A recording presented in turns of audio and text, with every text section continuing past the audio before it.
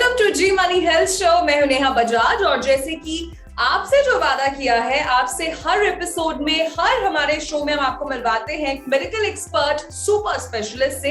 तो वो वादा निभाने का वक्त आ गया है और आज हमारे साथ जुड़े हैं रायपुर के एक रिनाउंड डेंटिस्ट जिन्होंने कई सारी पेशेंट्स की लाइफ को किया है ट्रांसफॉर्म, और आज वो हमारे साथ हैं जिनका नाम है डॉक्टर कार्तिकेय देवांगन, जो कि केडी डेंटल क्लिनिक के डायरेक्टर, ओनर, फाउंडर हैं। कई सालों से प्रैक्टिस कर रहे हैं। So doctor Kartikeya, we welcome you to our show. Thank you so much. और ऐसा कहते हैं कि why not a little extra, चाहे वो एक्स्ट्रा खुशियां हो या फिर एक्स्ट्रा मनी हो। So we all crave for a little extra in life, but definitely not an extra truth. और आज हम डॉक्टर कार्तिकेय से बात करेंगे, उनसे जानेंगे इसी चीज के बारे में, एक्स्ट्रा ट्रूथ, जिसे हम मेडिकल टर्मिनोलॉजी में हाइपरडोंशिया कहते हैं। सो डॉक्टर, हमारे जितने व्यूअर्स हैं, आज आप उन्हें ये बताइए कि व्हाट इज हाइपरडोंशिया। सो अपन हाइपरडोंशिया के वर्ड से पहले तो इसको स्प्लिट करते हैं, हाइपर एंड डोंशिया। हाइपर का मतलब होता है ज्यादा, मोर। डोंशिया मतलब होता है दांत। तो हाइपरडोंशिया का मतलब है ज्यादा दांत। अभी एक ऐसा कंडीशन है जिसपे कि इंक्रीज हो जाता है दांतों का नंबर। सपोज अगर 32 is normal numbering, then tooth will be more than 32. Like suppose it may be 34, it may be 35, it even may be 40. Okay. So that is the condition. So sir, जैसे कहा जाता है कि obviously 32 दांत होना एक normal बात है, तो क्या एक्स्ट्रा दांत होना is it a sign of an abnormality? क्या ये हमारे नॉर्मल च्यूइंग प्रोसेस को हैम्पर करता है? It is an abnormality, but sometimes it hampers too. The chewing function it hampers, but not every time. If अगर problem है तभी ये abnormality के तौर पे देखा जाता है। अगर ये प्रॉब्लम पेशेंट को कॉज नहीं कर रहा है तो then it is okay. Even patient don't know that he or she may have extra tooth. Okay, तो ऐसा भी होता है कि कभी-कभी हमें नहीं पता होता कि हमें हाइपरडोंशिया है कि नहीं। Well, I am going to count all my teeth today कि वो 32 है या ज्यादा है। सो डॉक्टर, हम आपसे ये जानना चाहते हैं, what are the reasons behind hyperdontia? Is it genetic factor, heredity है, क्या है? Yeah, as you have already told, it is genetic only. Okay. The only and most common reason is genetic only. There is no other reason for this. If suppose in a family a father is having hyperdontia, so there is most chance that a baby will get hyperdontia. Okay, so कहीं ना कहीं genetic element plays a major role. अगर आपके mummy को या पापा को हाइपरडोंशिया है तो संभावना है कि आपको भी वो एक्स्ट्रा टूथ डेफिनेटली मिल सकता है विरासत में। ओके, सो आगे बढ़ते हैं। तो सर, जैसे आपने ये बताया कि कई सारे लोगों को पता ही नहीं है कि उन्हें हाइपरडोंशिया है, तो और बहुत बार ऐसा होता है कि हम डेंटल चेकअप्स को भी थोड़ा इग्नोर करते हैं, नेग्लेक्ट करते हैं।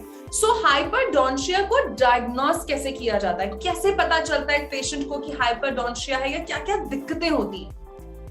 पहला चीज जो पेशेंट नोटिस कर सकता है वो ये है कि उसको क्राउडिंग होगी दांतों में, दांत की अरेंजमेंट प्रॉपर नहीं होगी, माल अलाइंड हो गया दांत, चीविंग में प्रॉब्लम जाएगी पेशेंट्स को।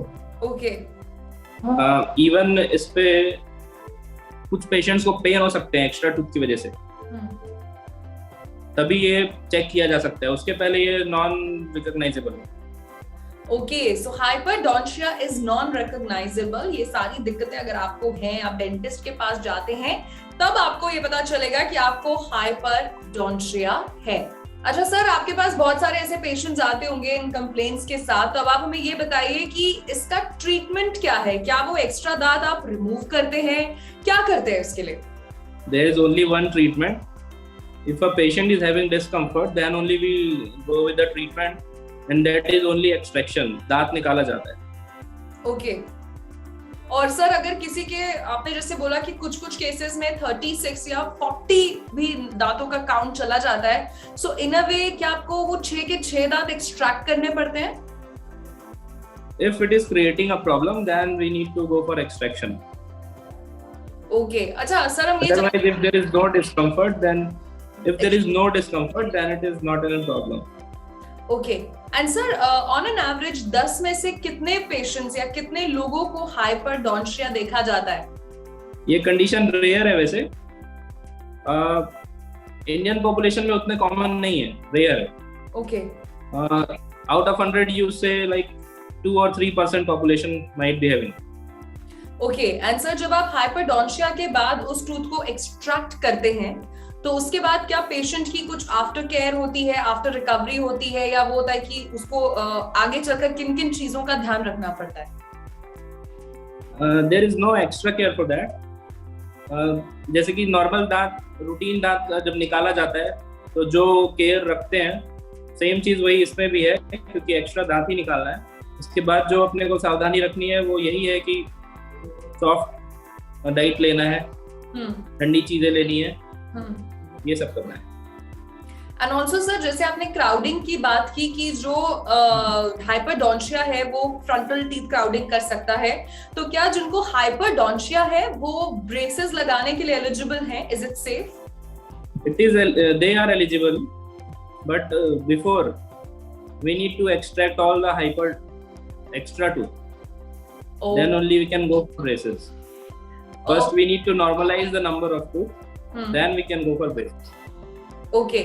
And sir, ये जो हाइपरडोंशिया कंडीशन है ये किस एज में आप आइडेंटिफाई करते हैं? लाइक यूजुअली लाइक आफ्टर 18 ये पता लगता है, या बच्चे की, या जब वो 9-10 साल का होता है तभी आइडेंटिफाई हो जाता है, और they keep growing in number with age? Actually in some patients you may get it by 11 years or even 10 years. There is not any age criteria that you will get in this age only. It is like it can be seen in any age. Actually the growth period is completed of all the tooth in around 25 years. So till that tooth can erupt, new tooth can erupt, but till that time also extra tooth can be seen. Okay, तो यहाँ पर doctor Kartikeya ने हमारे सारे सवालों के जवाब दे दिए हैं. एंड जाते जाते डॉक्टर, हमारा एक सेगमेंट है टिप ऑफ द डे. तो कोई भी ऐसा डेंटल टिप जो आप हमारे सभी व्यूअर्स को देना चाहें? ये तो सभी बोलते हैं कि ब्रशिंग ट्वाइस करनी चाहिए, yes. बेड से पहले, even in morning. But flossing भी एक बहुत इंपॉर्टेंट चीज है. फ्लॉसिंग जो कि बिल्कुल भी पॉपुलेशन यूज नहीं करते हैं, राइट? पेशेंट बिल्कुल यूज नहीं करते हैं. फ्लॉसिंग की जगह लोग टूथपिक यूज करते हैं. टूथपिक से क्या होता है, स्पेस क्रिएशन हो जाता है गम्स के बीच में, दांतों के बीच में.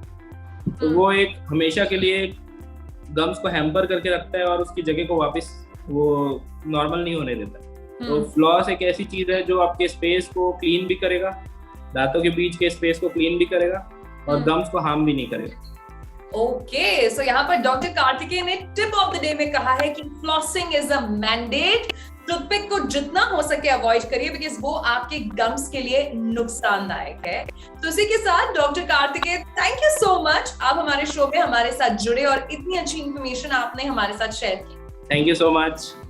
ओके, सो विद दिस मैं नेहा बजाज लेती हूँ आपसे इजाजत, बट मिलूंगी आपसे जी मनी हेल्थ शो के एक नए एपिसोड में नए सुपर स्पेशलिस्ट, नए मेडिकल एक्सपर्ट के साथ. टिल देन आप देखते रहिए जी मनी हेल्थ शो. अच्छी सेहत हमारा वादा. Meanwhile I am saying good by two you.